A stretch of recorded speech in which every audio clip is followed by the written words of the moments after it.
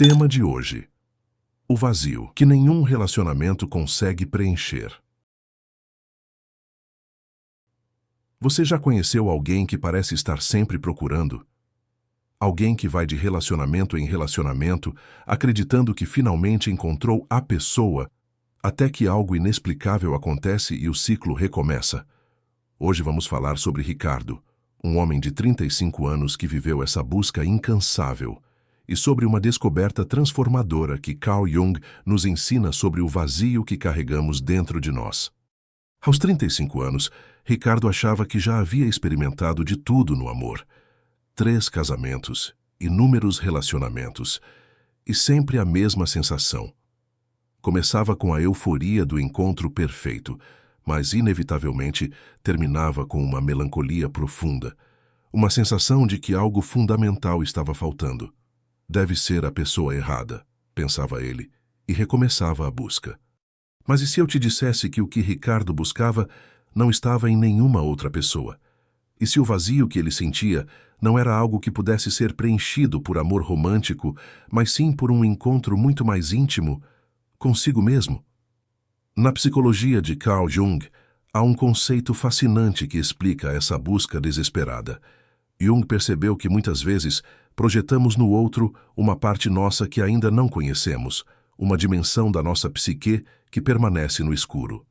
Para o homem, Jung chamou isso de anima, a dimensão feminina interior que todo homem carrega, mas que raramente aprende a integrar conscientemente. Para Ricardo, cada nova paixão era na verdade um espelho. Mas será que ele conseguiria ver além do reflexo?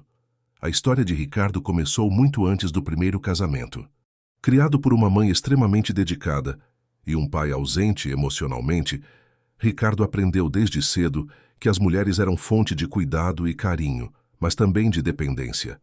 Era sua mãe quem consolava, quem entendia, quem fazia a vida ter sentido. Quando se tornou adulto, Ricardo inconscientemente procurava isso em cada nova parceira. Alguém que pudesse preencher esse papel maternal, mas que também fosse sua companheira romântica. O problema é que ele não percebia que estava projetando uma necessidade interior, a necessidade de desenvolver sua própria capacidade de cuidar, de nutrir, de acessar sua sensibilidade emocional. Jung dizia que o mundo é vazio apenas para quem não sabe como dirigir sua energia vital para as coisas e as pessoas. Ricardo havia criado um padrão. Encontrava uma mulher que parecia carregar todas as qualidades que ele secretamente desejava ter: intuição, sensibilidade, capacidade de conexão emocional, e se apaixonava perdidamente. No início de cada relacionamento, sentia-se completo. Era como se finalmente tivesse encontrado sua alma gêmea. Mas com o tempo, algo estranho acontecia. Começava a se sentir sufocado, irritado com a dependência que criava. A pessoa que antes o completava agora parecia limitar sua liberdade. Ela está sendo muito grudenta, reclamava sobre Ana, sua primeira esposa. Preciso de espaço, dizia sobre Carla, a segunda. Com Marina, a terceira, foi ainda mais confuso. Ela não me entende de verdade. Era sua queixa constante. O que Ricardo não percebia era que o problema não estava nas mulheres que escolhia. Estava na dinâmica que criava com cada uma delas. Mas por que será que alguns homens repetem esse padrão infinitamente? Para entender o que acontecia com Ricardo, precisamos mergulhar no conceito junguiano de projeção. Quando projetamos no outro aspectos nossos não integrados, criamos uma dinâmica perigosa. Ao mesmo tempo em que nos sentimos atraídos por essas qualidades, também desenvolvemos uma resistência inconsciente a elas. Jung observou que a projeção da ânima é mais complexa do que a da sombra, porque se trata de uma atração vinculada a qualidades desejáveis, não de repulsa. Ricardo era atraído exatamente pelas qualidades femininas que ele mesmo não havia desenvolvido. A capacidade de expressar emoções, de criar intimidade verdadeira, de nutrir e cuidar. Mas aqui está o paradoxo fascinante. Ao projetar essas qualidades no outro, Ricardo se tornava emocionalmente dependente das parceiras, mas ao mesmo tempo se ressentia dessa dependência. Era como se uma parte dele soubesse que estava terceirizando aspectos essenciais da sua própria personalidade. Durante seus relacionamentos, Ricardo vivia uma montanha-russa emocional. Nos momentos bons, sentia-se nas nuvens. Finalmente havia encontrado alguém que o completava. Nos momentos de conflito, mergulhava em depressões profundas, como se perdesse acesso a uma parte vital de si mesmo. Com Ana, lembra-se de um episódio revelador. Estavam discutindo sobre a educação dos filhos quando ela disse: Ricardo, você nunca expressa o que realmente sente. Como posso saber o que você precisa? Ele explodiu. Você deveria saber. Se me amasse de verdade, saberia. Naquele momento, sem perceber, Ricardo estava exigindo que Ana fosse sua conexão com o próprio mundo emocional. Ele havia se tornado um estranho para si mesmo, delegando à parceira a responsabilidade de interpretar e expressar seus sentimentos mais profundos. Mas o que acontece quando exigimos do outro algo que só nós podemos dar a nós mesmos? O padrão de Ricardo se repetiu com uma precisão quase matemática nos 3 casamentos. Primeiro, a fase da idealização. Encontrava uma mulher que parecia carregar tudo o que ele buscava: sensibilidade, intuição, capacidade de conexão emocional. Depois vinha a fase da fusão. Sentia-se completo, como se finalmente tivesse encontrado sua metade da laranja. Mas então chegava a terceira fase, a mais dolorosa: a desilusão. As qualidades que antes o fascinavam começavam a incomodá-lo. A sensibilidade de Ana virava dramatização desnecessária. A intuição de Carla se tornava falta de lógica. A capacidade de conexão emocional de Marina parecia invasão da sua privacidade. Jung explicaria esse fenômeno de maneira brilhante. Quando projetamos nossa ânima no outro, criamos uma dinâmica onde o outro se torna responsável por carregar aspectos nossos não integrados. Mas como esses aspectos fazem parte de nós, inconscientemente sabemos que deveríamos desenvolvê-los em nós mesmos. Durante o casamento com Marina, Ricardo viveu o episódio mais revelador. Estavam numa terapia de casal quando a terapeuta fez uma pergunta simples: Ricardo, como você se sente agora? Ele ficou em silêncio por longos minutos, depois disse: Não sei. Marina, como eu me sinto? A terapeuta observou algo profundo. Você percebe que acabou de pedir para outra pessoa te dizer como você se sente, como se ela tivesse acesso aos seus sentimentos e você não. Foi um momento de choque. Ricardo se deu conta de que havia passado anos esperando que as mulheres da sua vida fossem suas intérpretes emocionais. Ele havia desenvolvido uma competência impressionante no mundo profissional. Era um engenheiro brilhante, lógico, eficiente. Mas no mundo dos sentimentos, sentia-se como uma criança perdida. Eu sempre achei que era assim mesmo, ele disse à terapeuta. Os homens pensam, as mulheres sentem. Eu cuidava da parte prática, elas cuidavam da parte emocional. Mas será que essa divisão tão rígida realmente funciona? E se o vazio que Ricardo sentia fosse exatamente a falta dessa integração? A descoberta mais impactante veio quando Ricardo começou a estudar sua própria história familiar com mais profundidade.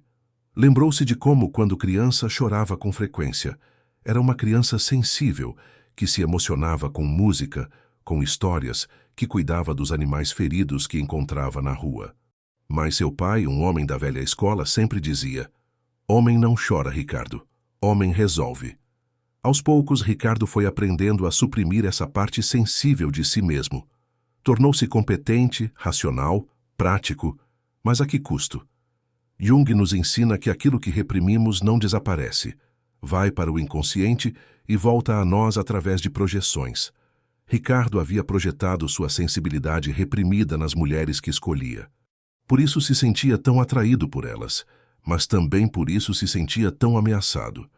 Era como se elas carregassem uma parte dele que ele havia aprendido a rejeitar.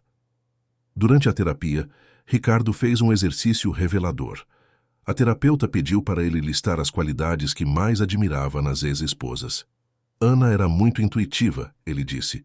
Carla tinha uma sensibilidade impressionante para música e arte. Marina conseguia entender as pessoas de um jeito que eu nunca consegui. Depois, a terapeuta fez a pergunta que mudaria sua vida. E se essas qualidades que você admira nelas existem também em você, mas você nunca se permitiu desenvolvê-las? O silêncio que se seguiu foi profundo. Pela primeira vez, Ricardo considerou a possibilidade de que o que procurava no outro talvez estivesse todo esse tempo dormindo dentro dele. Mas como vou saber? Perguntou. Como vou saber se tenho essas qualidades se nunca as desenvolvi? A resposta viria nas próximas semanas, através de uma descoberta que Jung chamaria de integração da ânima. Mas será que Ricardo estaria pronto para esse encontro consigo mesmo? O primeiro passo da jornada de Ricardo foi aterrador e libertador ao mesmo tempo. A terapeuta sugeriu algo que ele jamais havia considerado. E se você começasse a cuidar de si mesmo da forma como sempre esperou que as mulheres cuidassem? Parecia simples, mas para Ricardo foi revolucionário. Ele percebeu que nunca havia se perguntado: o que eu preciso agora? Como me sinto? Do que meu coração está precisando? Sempre delegara essas perguntas às parceiras. Jung dizia que integrar a ânima significa desenvolver a capacidade de relacionar-se com o próprio mundo interior. Para Ricardo, isso começou com pequenos gestos. Parar para realmente sentir quando estava triste, em vez de imediatamente procurar uma solução racional. Permitir-se chorar assistindo um filme. Notar quando estava com saudade, com medo, com alegria genuína. Uma manhã, 2 meses após o divórcio de Marina, Ricardo acordou com uma sensação estranha no peito. Em vez de ignorar ou tentar resolver imediatamente, fez algo inédito. Sentou-se na cama e perguntou para si mesmo: o que é essa sensação? Fechou os olhos e simplesmente ficou com ela. Era melancolia, mas não a melancolia vazia que sentia ao final dos relacionamentos. Era uma melancolia doce, nostálgica, conectada a memórias da infância, a sonhos antigos que havia abandonado. Pela primeira vez em anos, Ricardo se sentiu íntimo de si mesmo. É estranho, disse a terapeuta na sessão seguinte. Sempre achei que solidão era algo ruim, que significava que eu não era amado. Mas descobri que existe uma diferença entre solidão e isolamento. Ele estava começando a descobrir algo fundamental: a capacidade de estar consigo mesmo sem se sentir vazio. Jung chamaria isso de desenvolvimento da função de relacionamento interior, a capacidade de conversar consigo mesmo, de se nutrir, de acessar a própria sensibilidade sem precisar de um intermediário. Mas o mais surpreendente ainda estava por vir. A verdadeira transformação aconteceu quando Ricardo começou a revisitar seus relacionamentos passados com uma nova perspectiva. Em vez de culpar as ex-esposas, ou se culpar, começou a ver os padrões com curiosidade científica. Afinal, ele era engenheiro. Percebo agora que em todos os relacionamentos eu criava o mesmo filme, disse numa sessão. No começo, eu era o galã que salvava a donzela. Depois virava o filho que precisava ser cuidado. No final, me transformava no pai crítico que rejeitava tudo que ela oferecia. Jung explicaria isso como os diferentes aspectos da ânima. Primeiro, ela aparece como a inspiração idealizada. Depois, como a necessidade de cuidado maternal. Finalmente, como a sabedoria rejeitada. Ricardo estava revivendo não apenas sua relação com as mulheres, mas toda sua relação com o feminino interior. Durante esse processo, algo extraordinário aconteceu. Ricardo começou a sonhar de forma diferente. Nos sonhos apareciam figuras femininas que não eram suas ex-esposas, mas mulheres desconhecidas que ora o guiavam, ora conversavam com ele, ora simplesmente estavam presentes. Em um sonho marcante, ele estava perdido numa floresta escura quando uma mulher de idade indefinida se aproximou. Ela não disse nada, apenas estendeu a mão. No sonho, Ricardo hesitou. Sempre fora ele quem guiava as mulheres. Mas desta vez, aceitou ser guiado. Acordei com uma sensação que nunca havia experimentado, contou. Era como se tivesse feito as pazes com uma parte de mim que estava em guerra há décadas. A terapeuta sorriu. Você está descrevendo o que Jung chamava de integração da ânima. Quando paramos de projetar no outro e começamos a desenvolver em nós mesmos as qualidades que admiramos, algo se transforma não apenas em nós, mas na forma como nos relacionamos. Ricardo estava prestes a descobrir que essa transformação interior mudaria completamente sua forma de enxergar o amor. 6 meses depois do início desse processo, Ricardo teve uma experiência que mudaria para sempre sua compreensão sobre relacionamentos. Ele estava num café quando viu uma mulher lendo sozinha numa mesa próxima. Sua primeira reação foi a de sempre, uma atração instantânea, o impulso de se aproximar, a fantasia de que talvez ela fosse a pessoa certa.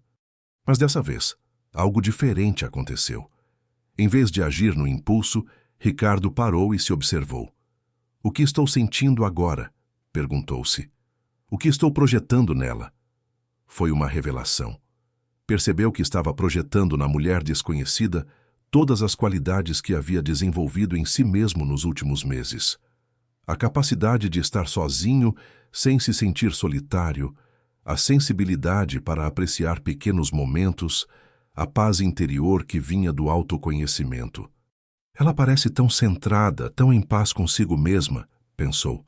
Depois riu de si mesmo. Mas como posso saber isso se não falei com ela? Talvez eu esteja vendo em mim o que estou desenvolvendo. Jung diria que Ricardo estava experimentando um tipo completamente diferente de atração. Não mais a atração da carência, buscando preenchimento, mas a atração do reconhecimento. Não mais ela tem o que me falta, mas reconheço nela qualidades que também estou desenvolvendo. Ricardo decidiu não se aproximar da mulher naquele dia. Não por medo ou timidez, mas por uma descoberta surpreendente. Não precisava dela para se sentir completo. A atração continuava ali, mas não era mais desesperada. Não era mais uma necessidade urgente de preenchimento. Pela primeira vez na vida, disse a terapeuta, senti atração por alguém sem simultaneamente sentir falta de alguma coisa. É como se eu pudesse apreciar a beleza dela sem precisar possuí-la para me sentir inteiro. Era o início de uma compreensão revolucionária sobre o que Jung chamava de amor consciente. 2 anos depois do início de sua jornada, Ricardo se encontrou numa situação que testaria tudo o que havia aprendido. Conheceu Júlia numa aula de culinária. Ironicamente, uma atividade que começou a fazer para desenvolver sua capacidade de nutrir e cuidar. Qualidades que antes delegava às parceiras. Júlia era diferente das mulheres que Ricardo costumava escolher. Não era o tipo que demonstrava necessidade de ser salva, nem projetava a imagem da mãe cuidadora. Era independente, centrada, com uma vida rica e significativa. No passado, Ricardo teria se sentido ameaçado ou desinteressado. Afinal, como ela poderia completá-lo se já parecia completa? Mas desta vez, a atração foi por motivos completamente diferentes. Ricardo se sentia atraído exatamente por reconhecer nela alguém que, como ele, parecia estar numa jornada de autoconhecimento. Não era mais a atração da carência, mas do reconhecimento mútuo. Os primeiros encontros foram reveladores. Em vez de tentar impressionar ou de buscar validação, Ricardo simplesmente foi ele mesmo, incluindo suas vulnerabilidades recém-descobertas. Contou sobre sua jornada, sobre os erros nos relacionamentos anteriores, sobre o processo de integrar aspectos de si mesmo que havia negligenciado. É interessante, Júlia disse numa dessas conversas. Você fala dos seus ex-relacionamentos sem amargura, mas também sem nostalgia. É como se fossem capítulos de uma história que fazia sentido na época, mas que agora você vê de uma perspectiva diferente. Ricardo sorriu. Era exatamente isso. Pela primeira vez, conseguia pensar em Ana, Carla e Marina com gratidão genuína. Não porque os relacionamentos foram perfeitos, mas porque cada um havia sido um espelho que, eventualmente, o levou de volta para si mesmo.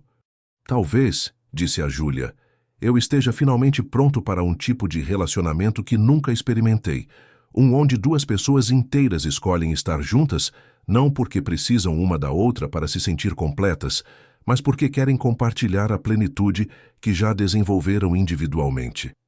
Jung chamaria isso de uma união consciente, Não mais a fusão desesperada de duas metades, mas o encontro celebratório de dois inteiros.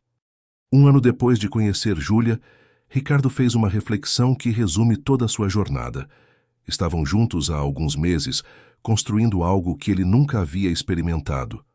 Um relacionamento onde os conflitos não ameaçavam a existência da união, onde a individualidade de cada um era celebrada, não temida. Descobri algo que gostaria de ter sabido há 15 anos, disse ele numa conversa com um amigo que passava por dificuldades similares. O vazio que eu sentia não podia ser preenchido por ninguém além de mim mesmo. Cada relacionamento que tentei usar para me completar estava fadado ao fracasso, não porque as mulheres eram erradas para mim, mas porque eu estava pedindo a elas algo impossível. Jung nos ensina que o processo de individuação, tornar-se quem realmente somos, inclui necessariamente a integração dos aspectos masculino e feminino da nossa psique. Para Ricardo, isso significou desenvolver a sensibilidade, a intuição, a capacidade de nutrir que havia projetado nas parceiras por décadas. Hoje entendo que o amor verdadeiro não é sobre encontrar alguém que nos complete, refletiu. É sobre dois seres humanos que fizeram o trabalho de se conhecer, de integrar seus aspectos rejeitados e que escolhem compartilhar essa jornada juntos. A história de Ricardo nos lembra algo fundamental. Antes de buscarmos o amor fora, precisamos encontrar dentro de nós as qualidades que admiramos no outro, não para nos tornarmos autossuficientes ao ponto da solidão, mas para nos relacionarmos a partir da abundância, não da carência. Jung dizia que o encontro de duas personalidades é como o contato de duas substâncias químicas. Se há qualquer reação, ambas se transformam. Ricardo finalmente entendeu que a transformação verdadeira só acontece quando entramos no relacionamento já em processo de transformação interior. Se esta reflexão tocou algo em você, se você reconhece padrões nos seus próprios relacionamentos que gostaria de compreender melhor, deixe nos comentários. Qual foi o momento de maior insight sobre você mesmo que um relacionamento já te proporcionou? E se este conteúdo te ajudou de alguma forma, deixe seu like. Isso me ajuda a continuar trazendo essas reflexões profundas sobre psicologia e relacionamentos. Se inscreva no canal para não perder os próximos vídeos, onde continuaremos explorando os ensinamentos de Jung aplicados à nossa vida cotidiana. Até a próxima reflexão.